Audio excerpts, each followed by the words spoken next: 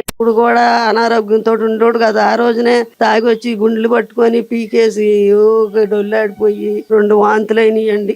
జిగురుగా కళ్ళు కనపడలేదండి. మంచినీళ్ళు ఎత్తుంటే తడుముకున్నాడండి. తడుముకుంటే ఏంటి అలా తడుముకుంటున్నాను ముఖం ఇంకా చూశాను. ఏడ్చాడు, కంగారు పడక అని గుండెలు పట్టుకొని కిందకి పైకి రుద్దుకున్నాడండి. జెండు రాశానండి. ఇంకా ఎక్కువైపోయిందండి. ఇంకా పిల్లలు ఏడవ నేను ఏడవండి.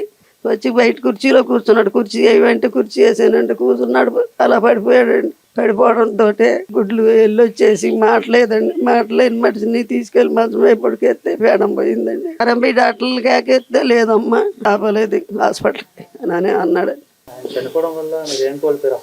ఆయన చచ్చిపోయాడని ఇంకా బయట కురుకొచ్చేస్తే అది పడుచుకొని కింద పడిపోయానండి. కింద పడిపోతే ఈ నరం చిట్లిందండి. ఎటు వెళ్ళలేకపోతున్నా. ఇదివరకు నేను కూడా ఫ్యాక్టరీకి వెళ్ళేదాన్నండి. ఇక ఆయన వెళ్ళిపోయిన కాడ నుంచి 5 కేజీలు బియ్యం ఇస్తున్నారు. ఎటు చాలతలేదండి పిల్లలకి. నాకు జగన్ గారు గెలిచిన కాడ నుంచి అండి.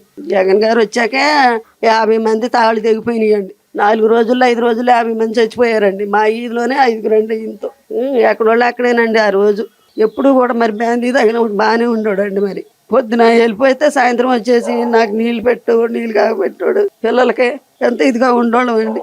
అలాంటి మనిషి మాయమైపోయాడు అంటే ఇప్పటికి 3 సంవత్సరాలు అయింది. అలా ఏడుతమే కానీ అలా చేశారండి మమ్మల్ని.